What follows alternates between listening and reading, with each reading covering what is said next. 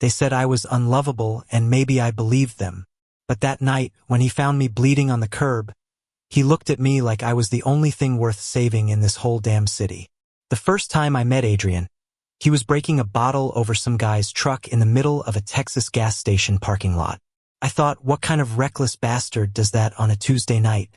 Turns out, the kind of bastard who would later pull me out of my own wreckage and insist on stitching me back together when I didn't think I deserved it. Adrian was all sharp edges.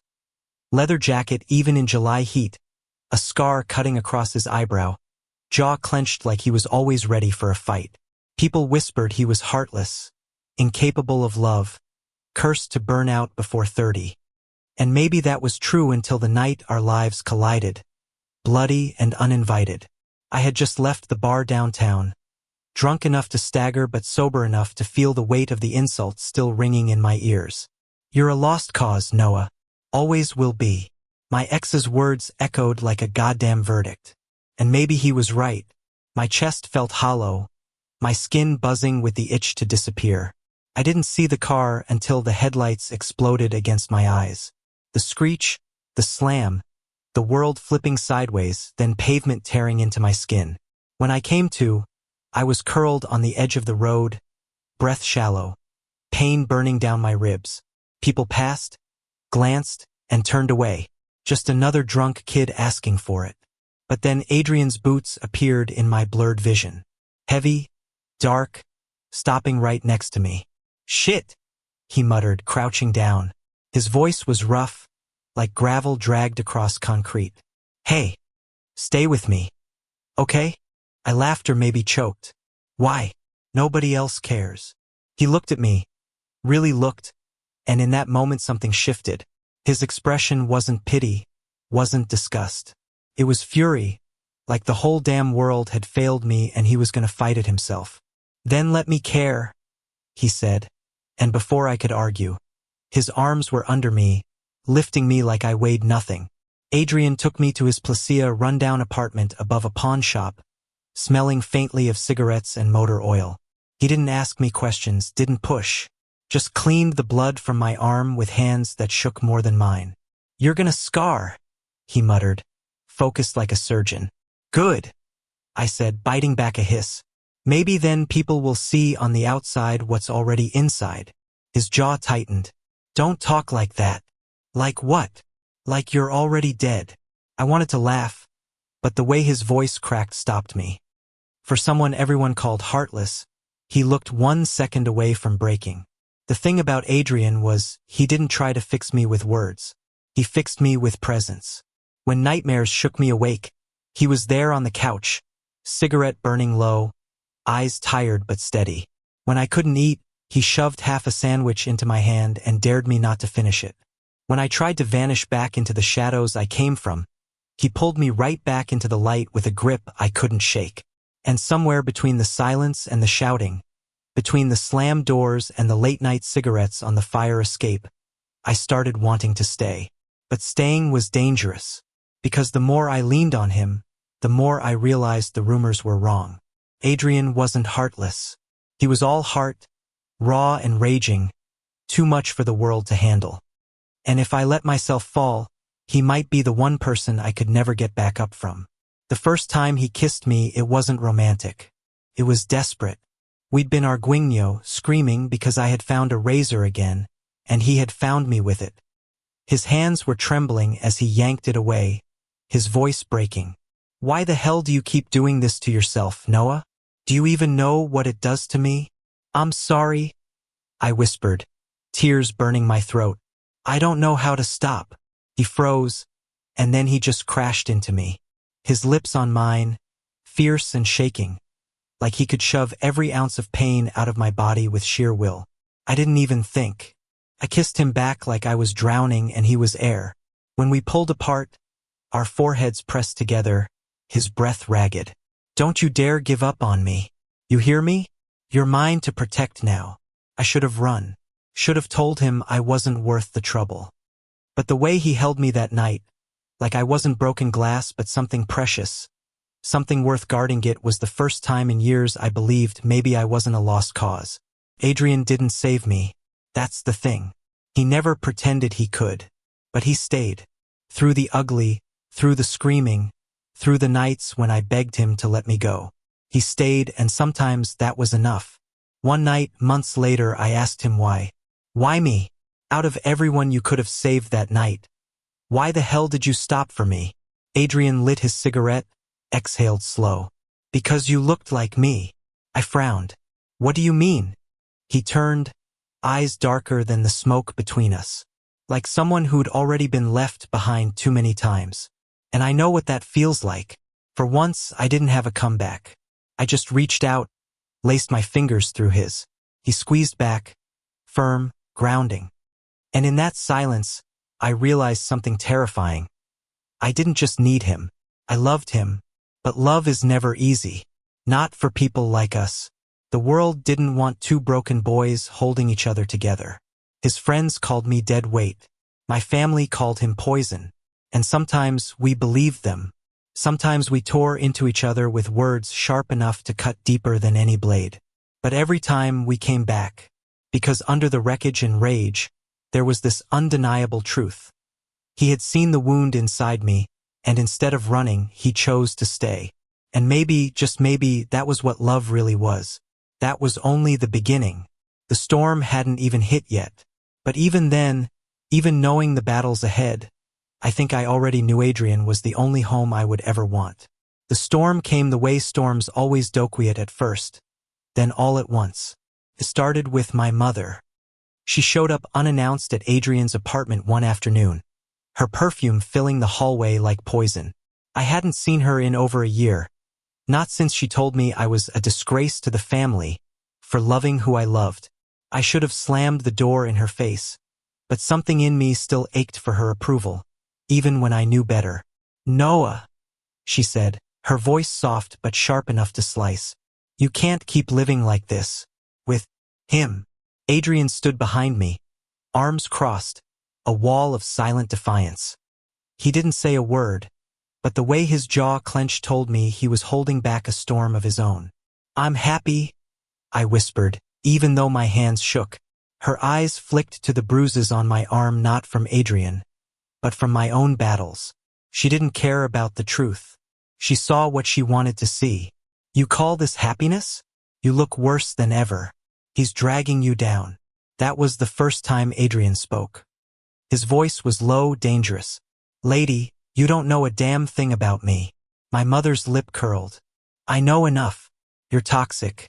And if he stays with you, you'll destroy him. The words sank like knives. And the worst part? For a moment I believed her. That night I couldn't sleep. Adrian sat on the fire escape smoking, the glow of his cigarette painting his face in flickering amber. I climbed out to join him, the cool air biting against my skin. She's wrong, he said before I even opened my mouth. Is she? I asked. My voice was small, fragile. What if you are better off without me? He looked at me then, eyes burning like coals. Don't you dare put that in your head. But what if, Noah? His voice cracked like thunder. You think you're poison? You're the only reason I'm still here. Before you, I was just floating, angry at the world, ready to burn out. You made me fight for something. You made me want a future. I swallowed hard, tears stinging. And what if I can't give you one? He crushed his cigarette against the metal, sparks scattering. Then he reached out, grabbed my face, and kissed Meslo this time, steady, like a vow. Then we'll build it together, piece by piece. I don't care how broken it looks. It'll still be ours. And God help me, I wanted to believe him. But belief doesn't erase scars. The darkness in me wasn't gone. Some days I could laugh with him, curl against him, feel almost normal. Other days the shadows clawed back, whispering that I didn't deserve love, that sooner or later he'd see the truth and leave. One of those days came 2 weeks later. I'd had a bad shift at the diner where I worked, customers sneering, tips barely enough for bus fare. By the time I got home, I was a wire ready to snap. Adrian was in the kitchen, sleeves rolled up, cooking pasta like he had all the time in the world. How was work? He asked casually, stirring sauce. Fine. He raised an eyebrow. That didn't sound fine. It's not a big deal. Noah. His voice was gentle, coaxing. Too gentle. Something in me recoiled. I said it's not a big deal. I snapped, louder than I meant to. He froze, spoon midair, staring at me. The silence pressed in, thick and suffocating. And then I said the cruelest thing I could have thrown. Maybe my mom was right. Maybe you are just poison. The words hung between us like shrapnel. His face went blank, the kind of blank that hides too much. He set the spoon down, wiped his hands on a rag, and walked past me without a word. The door slammed. The apartment felt colder than winter. I didn't see him for 2 days. 2 days of silence, of empty rooms, of wondering if I just destroyed the one good thing I'd ever had. I tried calling, no answer. Tried going by the garage where he sometimes worked, but no one had seen him. By the second night, I was curled on the floor, hands in my hair, begging the universe to rewind. On the third night, he came back. He looked wrecked, eyes bloodshot, knuckles scraped, leather jacket torn at the shoulder. I wanted to throw myself at him, but guilt chained me to the spot. "I'm sorry," I whispered. He dropped his keys on the counter, met my eyes with a fire I couldn't read. "Do you mean that? Or are you just scared I'll leave?" The truth lodged in my throat. Both. Something in his expression softened, but the storm wasn't gone. He stepped closer, slow, deliberate. "Don't ever call me poison again. Don't ever make me believe you see me the way the rest of the world does. I didn't mean, yes, you did, and maybe you meant it because you're scared. But Noah," he reached out, fingers brushing my cheek. "I need you to see me for who I am. Not the monster, not the rumor. Just me. The guy who can't stop loving you even when it hurts." My chest cracked open, raw and aching. I grabbed his hand, pressed it to my face. "Then don't leave me. Even when I say the wrong thing. Even when I push you away." His eyes glistened, just for a second. Then he pulled me into his arms, so tight I could barely breathe. "Never. You hear me? Never." And in that moment, wrapped in his strength and his stubbornness, I realized love wasn't about never breaking. It was about breaking and still choosing to stay. But the world wasn't done testing us. Rumors spread. People saw us together, whispered. Some laughed, some sneered. Adrian didn't care, he never cared what people thought. But me, I felt every stare like a blade. One night we went to a bar downtown. We weren't holding hands, weren't even touching. But the way we looked at each other must have been enough. A group of guys cornered us, smirking, drunk. "Hey, faggots." One of them sneered. "Why don't you take your fairy romance somewhere else?" Adrian stiffened, his fists already curling. I grabbed his arm, shaking my head. "Don't," I whispered. "Please." But when one of them shoved me, hard enough to send me stumbling, Adrian snapped. He lunged, fists flying, rage pouring out like wildfire. By the time I pulled him off, one guy was on the ground bleeding, the others backing away. Adrian's chest heaved, eyes wild, hands coated in blood. The police came. We ran. Back at the apartment, I pressed a towel to his split knuckles, my hands trembling. "You can't keep doing this," I begged. "You can't fight everyone who looks at us wrong." His eyes burned into mine. "Then what do you want me to do? Just stand there while they hurt you? I want you to stay alive. I want us to have a future. Not one that ends with you in a cell or a coffin."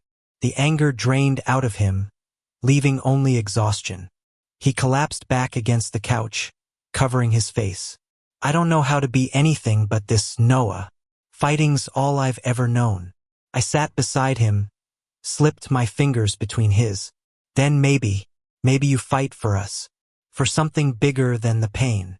He looked at me then, eyes broken but searching. And slowly, carefully, he nodded. The weeks that followed weren't easy. The whispers didn't stop. My mother cut me off completely. Adrian struggled to keep his temper in check. I fought the urge to crawl back into old habits. But through it all, we had each other. And on the nights when I woke from nightmares, gasping, Adrian would pull me close, his hand on my chest. "You're here," he'd whisper. "You're safe. I've got you." On the days when his fists itched for a fight, I'd take him to the lake outside town. throw rocks until our arms ached, scream into the water until our throats burned. We made our own therapy, our own survival. Piece by piece, like he'd promised, we started building something that looked like a life. Fragile, flawed, but real. And for the first time, I wondered if maybe, just maybe, you had a chance. The first real fracture didn't come from fists or insults. Came from silence. Adrian started pulling away. Not all at once, just little things. He came home later. He smoked more, talked less. When I reached for him in the night, sometimes his body was stiff, like he was somewhere else entirely. At first, I told myself it was stress, that he was just trying to keep his temper under control. But the distance grew, and with it, the gnawing voice in my head. He's leaving you. You're too much. You've ruined him. One night, I couldn't take it anymore. He was on the fire escape again, staring out at the city lights. I climbed out, heart pounding. Talk to me, I begged. He didn't look at me, just exhaled smoke into the night air. Adrian. My voice cracked. What's going on with you? Finally, he turned, eyes shadowed. I don't know if I can give you what you need. It was like being punched in the gut. What are you talking about? You're the only thing I need. He shook his head, jaw tight. No, you need someone stable. Someone who doesn't lose his mind every time someone looks at you wrong. Someone who doesn't wake up in the middle of the night ready to fight ghosts that aren't even there. You think I care about that? I stepped closer, desperate. I don't want perfect. I want you. Even if you're angry, even if you're messy. You're mine, Adrian. You're all I want. His voice broke then, raw and low. And what if one day, my mess drags you down so far you can't get back up? I reached for his hand, but he pulled away. The rejection stung worse than any insult. For the first time since we'd met, I felt truly alone. The distance turned into arguments. Stupid ones at first, dirty dishes, forgotten groceries, but they spiraled, fast and brutal. You think it's easy for me? I shouted one night, walking on eggshells, wondering when you're going to snap? Adrian's fists slammed against the table, rattling the plates. You think it's easy for me? Watching you look at me like I'm one mistake away from ruining everything. You already ruined me. The words slipped out before I could stop them. His face went blank. The silence that followed was worse than any scream. He grabbed his jacket, slammed the door, and didn't come back that night. I cried until my body ached, curled on the floor like the night he'd first found me. Except this time, he wasn't there to lift me up. When he finally returned, 2 days later, I was waiting. The bags under his eyes told me he hadn't slept. His knuckles were split again. My chest twisted with equal parts anger and fear. Where were you? He didn't answer, just dropped onto the couch, staring at the ceiling like he could disappear into it. I can't keep doing this, I whispered. His eyes flicked to me, tired, guarded. So don't. The words cut deep, but underneath them, I heard something else: desperation, fear. I sat beside him, close enough that our knees brushed. Adrian, I don't need you to be fixed. I just need you to stay. For the longest time, he didn't move. Then, slowly, he leaned into me, his head against my shoulder, heavy as stone. I don't know how, he admitted, voice small. I don't know how to stay when all I've ever done is run. I wrapped my arms around him, held him like he held me on my worst nights. Then let me teach you, like you taught me. And for a moment, just a moment, it felt like maybe we could crawl out of the hole we dug. But fate wasn't done with us. It happened on a Sunday afternoon. We were walking back from the grocery store, paper bags in our arms, sunlight slanting across the street. For once, it felt almost normal, almost happy. Then a voice called out, "Hey, isn't that the psycho from the bar fight?" I froze. Adrian's shoulders tensed, his entire body coiling. Across the street, the same group of guys from weeks before stood sneering, pointing. "Still babysitting your little boyfriend?" One of them jeered. "How's it feel knowing everyone in town laughs at you?" Adrian dropped the bags. Apples rolled across the pavement. His fists clenched. "Adrian," I begged, grabbing his arm. "Please, don't." But it was too late. He charged. The fight was brutal, fast, ugly. I screamed, tried to pull him back, but he was lost in itchage, consuming him like fire. When the cops arrived, there was no running this time. They shoved him into the back of a cruiser, blood smeared across his face. I stood on the sidewalk, groceries scattered, heart shattering. The last thing I saw before the car pulled away was his eyes on me, wild, desperate, and full of something that looked a lot like goodbye. The hours after felt endless. I paced the apartment, every second stretching into eternity. Finally, near midnight, he walked through the door, battered, exhausted, but free. "They let me go," he muttered. Said it was self-defense. I should have been relieved, but all I felt was fear. "This is going to keep happening," I whispered. "Every time someone looks at us wrong, every time someone pushes, can't live like this." He dropped onto the couch, head in his hands. "What do you want me to do, Noah? Pretend I'm not wired like this? Pretend I can just ignore it? I want you to choose us over your anger. I want to stop being afraid that one day you won't come home." The words hung heavy. He looked up at me, eyes raw. "And if I can't?" My throat closed. "Then I don't know if we can survive this." For the first time, the possibility of losing him felt real. Terrifyingly real. That night, we didn't touch, didn't kiss. We lay on opposite sides of the bed, silence stretching like a canyon between us. I stared at the ceiling, heartbreaking, wondering if love was enough to hold together two people who'd been broken long before they found each other. Sleep came in fragments. At one point, I woke to the sound of him crying, soft, muffled, like he didn't want me to hear. I didn't move, didn't reach for him. Cowardice pinned me down. In the morning, he was gone. Days passed. No calls, no messages, just absence. Every hour without him felt like bleeding out slowly. My chest ached with all the things I hadn't said. "I love you. I need you. Please stay." Finally, I broke. I went looking. I found him at the lake outside town, sitting on the rocks, cigarette in hand. His eyes were red, his hair a mess, his entire body slumped like he was carrying the weight of the world. "You left," I said, voice shaking. He didn't turn. "I had to." "Why?" "Because I love you too much to keep dragging you through hell." Tears burned my eyes. "You don't get to decide that for me." He laughed, bitter. "Don't I? Every time I touch you, I'm afraid I'm just leaving another scar. And one day, Noah, you're going to look at me and see nothing but the thing that broke you." I stepped closer, anger flaring through the grief. "You think I don't already have scars? You think you're the only one who's broken? We're both a mess, Adrian. But at least with you, I want to fight. With you, I want to try." Finally, he looked at me. His eyes were wet, his voice trembling. "And what if trying isn't enough?" I reached out, grabbed his hand, pressed it to my chest. My heart hammered beneath his palm. "Then at least we'll fail together. But don't you dare walk away from me. Not like this." For a moment, everything hung in the balance, the water rippling behind us, the air sharp with silence. Then, slowly, his fingers curled around mine. And just like that, the world didn't feel so hopeless anymore. Adrian didn't let go of my hand. Not at the lake, not in the silence that followed, not when the night air turned sharp around us.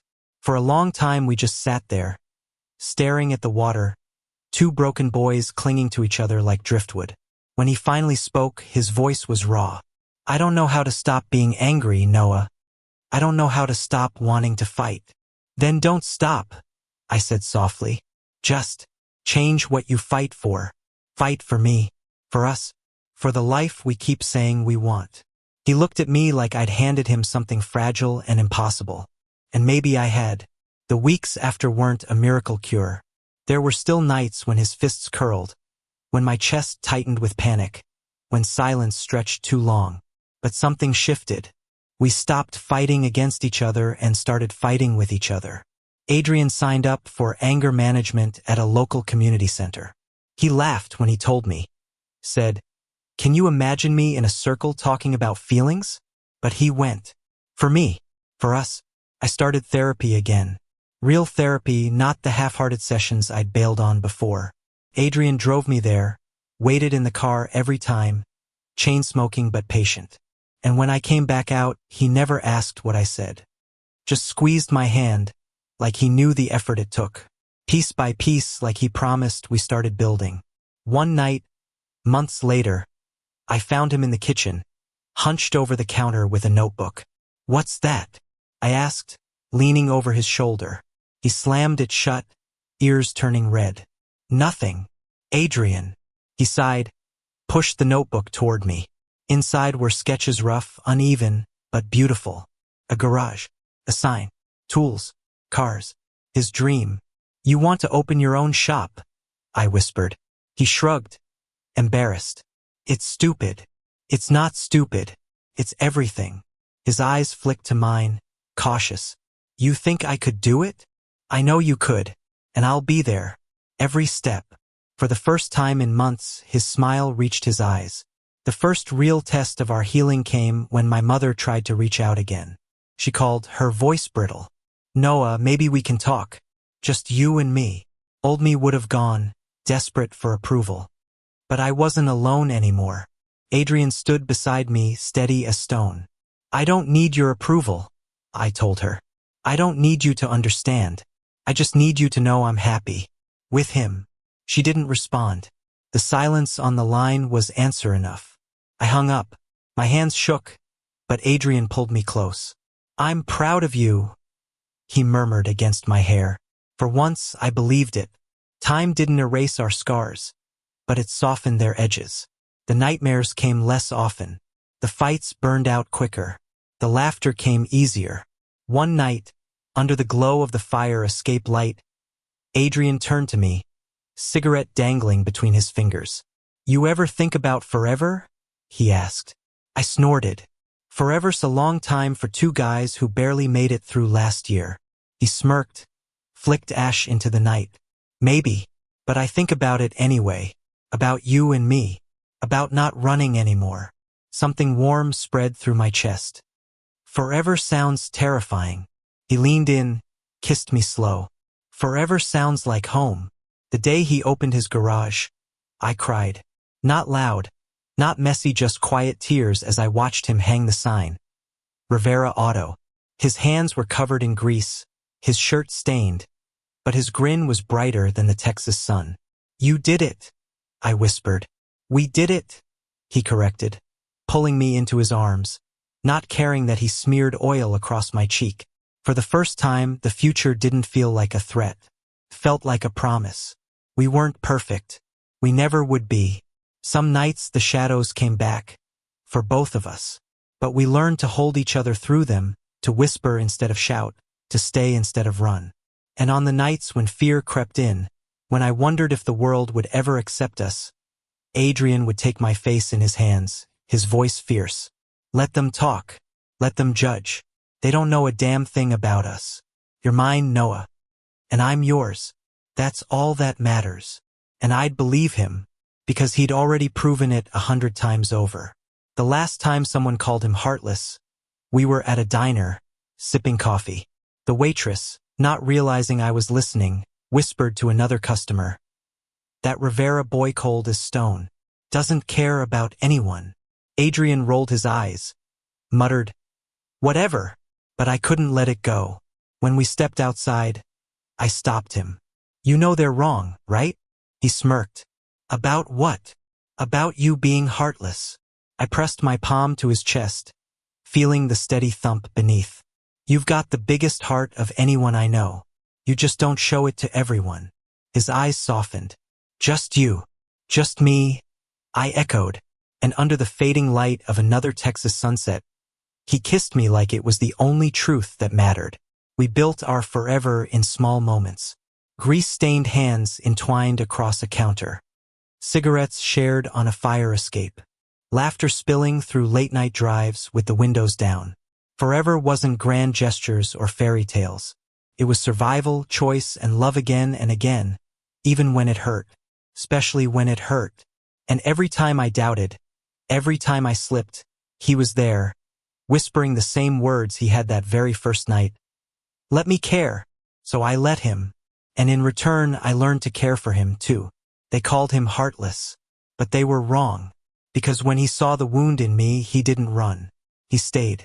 He vowed to love and protect me forever. And that vow became the truest thing we ever built together. Thank you for listening. If you find it interesting, please like and subscribe to follow the next stories.